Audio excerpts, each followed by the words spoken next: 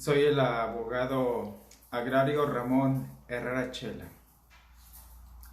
Cuando en un juicio se cuestiona la validez o en su defecto se impugna por la invalidez un documento ante el Tribunal Agrario, por ejemplo, un contrato de enajenación onerosa, técnicamente una compraventa de una parcela, o algún contrato de la cesión gratuita de un predio, sea solar, lote, una parcela, independientemente si es irregular, pero se celebra algún contrato, o en su defecto algún testamento público abierto que incluya derechos y tierras ejidales o comunales.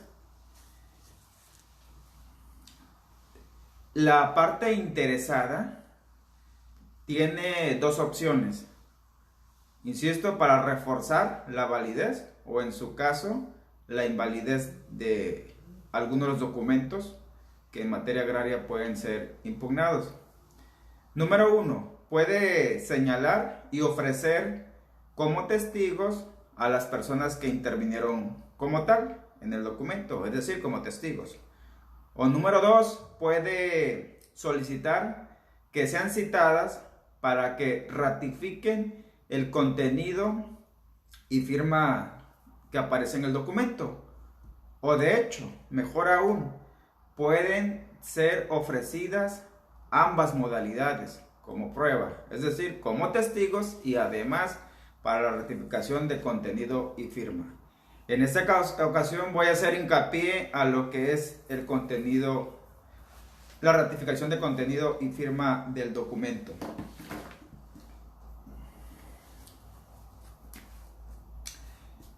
Es muy recomendable que se investigue de manera previa la disposición que tiene la persona que va a ser citada para que ratifique el contenido y firma, es decir, en qué postura se encuentra, si acaso se va a inclinar hacia una de las partes. Sobre todo hay que tener cuidado si pudiera tener una inclinación hacia la parte contraria en un juicio. Por lo general, cuando cualquiera de las partes, ya sea el actor, el demandado, el tercero interesado, ofrece la ratificación de contenido y firma, debe proporcionar los domicilios o el domicilio al tribunal donde deberá ser citada la persona. Llegado el momento de declarar,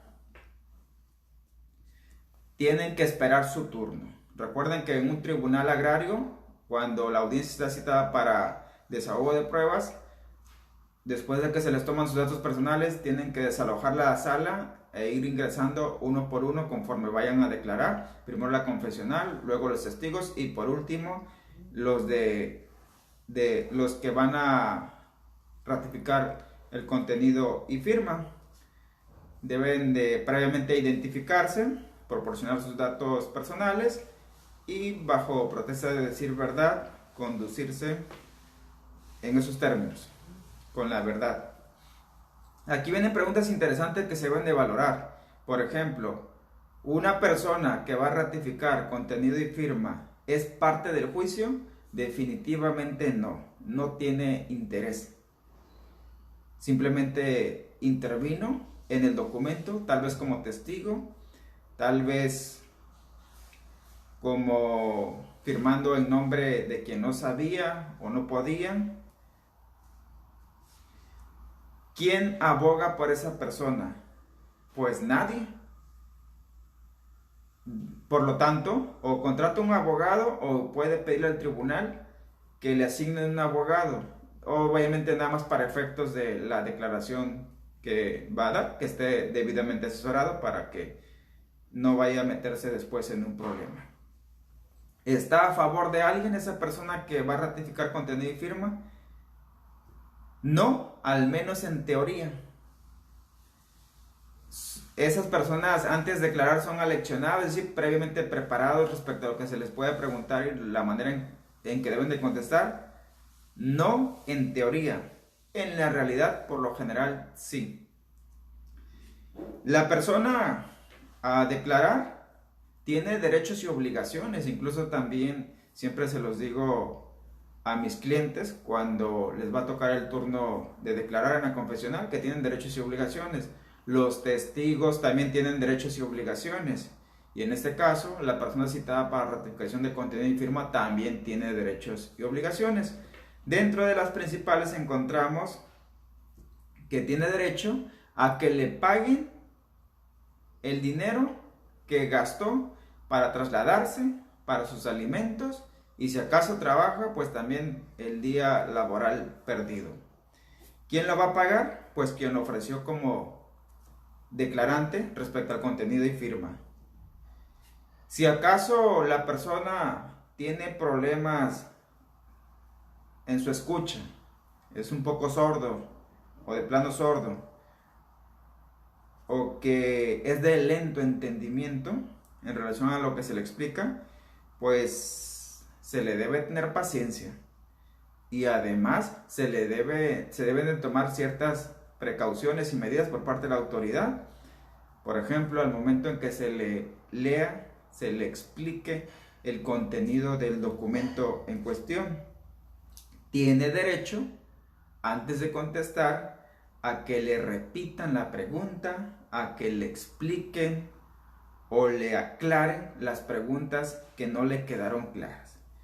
A veces sucede que por estar nervioso, por estar distraído, por estar pensando en la pregunta anterior o en lo que le puedan preguntar, o por los tecnicismos jurídicos que utilizamos, palabras, frases, o por la rapidez en que le plantean las preguntas, puede que no entienda en su totalidad lo que le están cuestionando.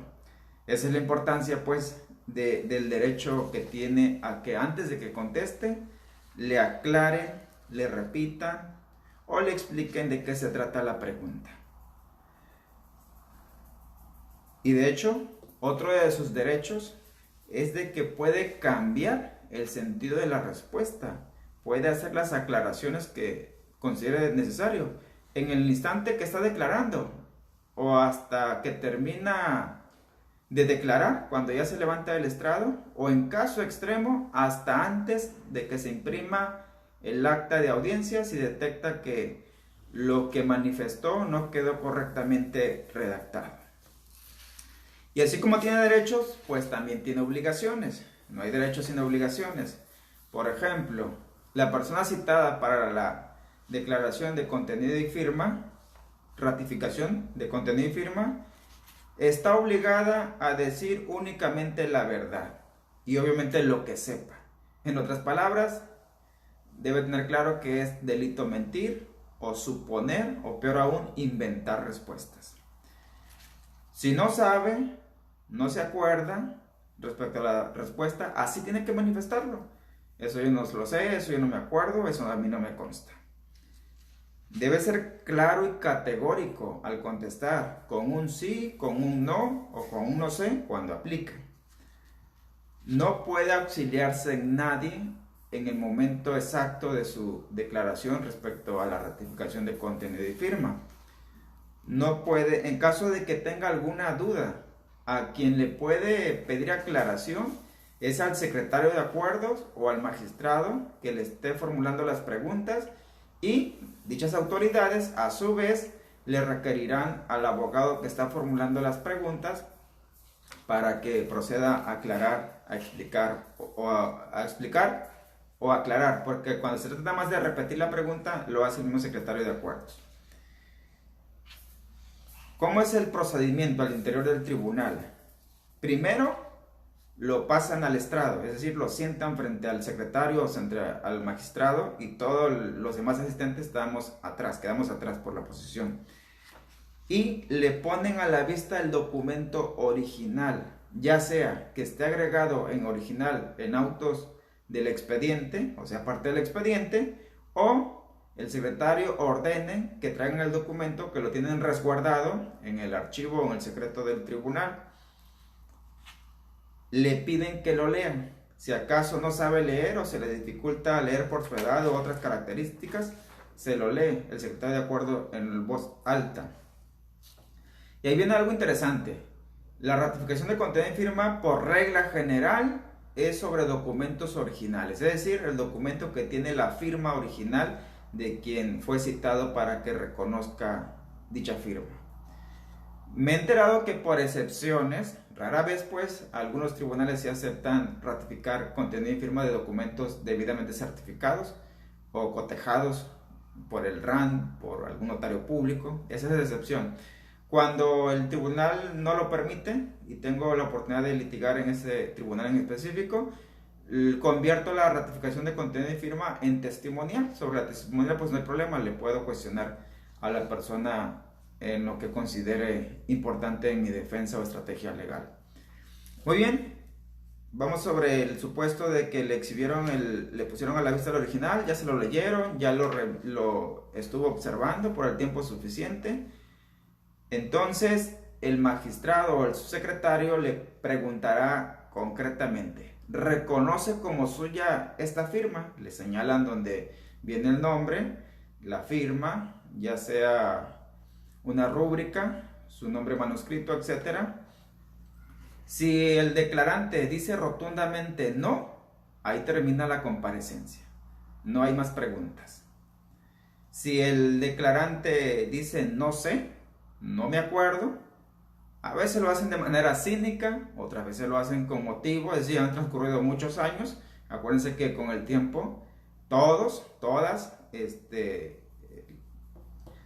vamos variando inconscientemente la firma. Si usted compara una firma de ustedes de hoy con alguna que hicieron hace 10 años, notarán la diferencia.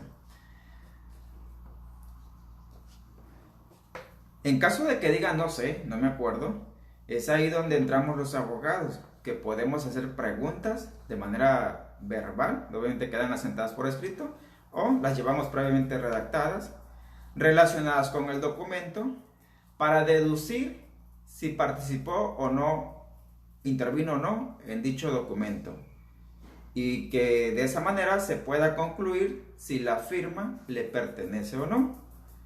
Por ejemplo, se le puede preguntar: ¿usted conoce a esta persona, Alejandro Solís, que aparece como vendedor de la parcela?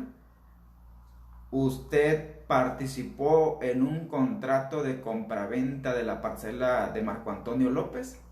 Y así sucesivamente. Esa es la importancia de pedir tanto la testimonial de quien firmó y las preguntas libres, conforme al artículo 185, fracción segunda de la Ley Agraria, y además por la ratificación de contenido y firma. Ir prevenido pues como abogado, porque si el magistrado es muy estricto, te va a decir no, no te puedo otorgar el derecho de que cuestiones de manera libre, no te puedo otorgar el derecho de que plantees interrogatorio, porque eso es de testimonial. Y aquí nada más está para ratificación de contenido y firma. Entonces hay que prever eso, colegas. Y si de plano se cierra en un no sé, pero de acuerdo a las investigaciones que has hecho como abogado o la información que te ha proporcionado tu cliente, están seguros de que, por ejemplo, sí es la firma de él, pues pueden pedir en los 3 días siguientes o en ese instante que se realice la pericial en materia de grafoscopía para determinar si la firma efectivamente corresponde o no corresponde a la persona. Desde luego que si se acepta esa prueba pericial, la firma que se tomaría en cuenta como indubitable, para cotejarla con la dubitable del documento en cuestión, sería una firma que sea cercana a aquella fecha, a aquellos años, por lo que les comentaba hace rato que con el tiempo las firmas varían. Y si en esa primera pregunta, que si reconoce su firma, el declarante rotundamente dice sí, entonces continuamos con la segunda pregunta. Por cierto, también ahí aplica a la inversa. Si ustedes están seguros que no es la firma, y acá rotundamente vino a decir que sí es su firma, ojo, ahí también pueden ofrecer la prueba pericial en grafoscopía, para determinar que no es la firma, a pesar de que acá en juicio, acá en audiencia, está confirmándolo de viva voz que sí. Y desde luego que si se descubren periciales que mintió, pues ahí vienen otras consecuencias. Pues bien, en el supuesto de que sí aceptó que es la firma y todos están de acuerdo, consecuentemente viene la segunda pregunta inevitable. Diga usted si es cierto el contenido del documento que tiene a la vista. Es decir, que si se celebró, si existió el acto que quedó contenido en el documento en cuestión. Ahí viene otra vez la variante de la respuesta. Puede decir no, no es cierto. Puede decir no sé, típico. Firmé sin enterarme, me pidieron la firma y no lo leí, no me explicaron. A mí nada más el compadre me dijo fírmale aquí, yo como confío en él y lo apoyo, le firmé, pero no sé qué firmé. Y otra vez las mismas técnicas. Ok, no te acuerdas, lo dudas, no lo sabes. Vamos a preguntarte en relación al documento para deducir si participaste o no, si estuviste presente de manera personal o no. Las mismas preguntas que les ejemplifiqué hace rato. Y si acaso dice que sí es cierto el contenido del documento en cuestión, normalmente hasta ahí llegan las preguntas del Tribunal Agrario. Pero los abogados le podemos seguir preguntando. Primero, en turno, es quien ofreció la prueba, ya sea la parte actora, la parte demandada o tercero interesado. Y luego, pues la contraparte. Y la importancia, recalco, de haber pedido la testimonial, además de la ratificación de contenido y firma, es de que le puedes hacer preguntas. Incluso cuando veo que va a ser muy necesario, además de la ratificación de contenido y firma, pido también la testimonial bajo el pliego tradicional y también le sumo, aprovechando el raite, las preguntas libres y abiertas del artículo 185 fracción 2, de modo que pues ahí no saldrá vivo. Por ejemplo, en el pliego tradicional, en el interrogatorio tradicional, a quien está compareciendo a ratificar contenido y firma, le puedo preguntar, diga el declarante si sabe y le consta si Alejandro Solís le vendió a Rodimiro Amaya. Obviamente se trata del documento en cuestión, una compraventa, por ejemplo. Segunda pregunta, diga el declarante si sabe y le consta si Rodimiro le pagó 500,000 pesos a Marco Antonio, si Alejandro le pagó 500,000 pesos a Rodimiro como vendedor. Y la diferencia con las preguntas libres o preguntas abiertas es de que le puedo preguntar a quien fue citado para la ratificación de contenido y firma. Diga el declarante quién le propuso a usted que firmara como testigo. Diga el declarante quiénes estaban presentes en el momento en que usted firmó. Diga el declarante exactamente en qué oficina, en qué casa, en qué salón o lugar exacto firmó usted dicho documento. Por ejemplo, ahí se comete el error de decirle en qué lugar fue. Y ya dicen, no, pues fue en la ciudad de Mazatlán. Pero tú quieres que te especifique en qué casa, en qué oficina, en qué salón ejidal, etc. Por eso hay que irlo induciendo. Y para cerrar la transmisión, las recomendaciones para los abogados y abogadas. El interrogatorio tradicional lo pueden llevar de manera escrita. Legalmente es válido en materia agraria. O bien lo pueden plantear, formular de manera verbal, de tal manera va a quedar redactado. O si lo llevaban por escrito y fueron insuficientes las preguntas y necesitan improvisar más preguntas, esas las pueden formular de manera verbal. Recuerden que antes de que se formulen las preguntas, el tribunal las va a calificar de manera previa para determinar si son preguntas legales. Y de ser ilegales, pues las va a desechar. El abogado interesado puede volver a plantearlas, pero con mucho cuidado para que el tribunal no vaya a detectar que se trata de una necedad del abogado, sino que pues hay que formularlas ahora sí de manera correcta. Tú como abogado también tienes derecho a intervenir durante la redacción de las respuestas, por si acaso, a veces pasa, pues finalmente la secretaria escribiente o mecanógrafa es humano, a veces omite a veces por descuido, no quedan correcta o completamente redactadas en el acta las respuestas. Es la importancia de que el abogado esté muy cuidadoso de ese detalle. Como abogada debes de ser muy prudente al intervenir, al solicitar el uso de la voz, para evitar que te llamen la atención, que te apliquen una medida de premio como una multa o le resten valor a la declaración. Y por último, al terminar la declaración de la persona que fue citada para la ratificación de contenido y firma, debe esperar a que impriman el acta de audiencia para que la firme y le devuelvan su identificación. Si son más de 2 personas, pues enseguida pasa la del segundo turno. Si como abogada necesitas hacer una objeción sobre lo ocurrido en la audiencia, si es algo delicado, lo puedes hacer ahí en plena audiencia. Y si no, aunque el tribunal no te otorgue plazo, por ley tú tienes 3 días hábiles, los siguientes 3 días hábiles para objetar o presentar cualquier situación que estés de desacuerdo por lo ocurrido en la ratificación de contenido y firma.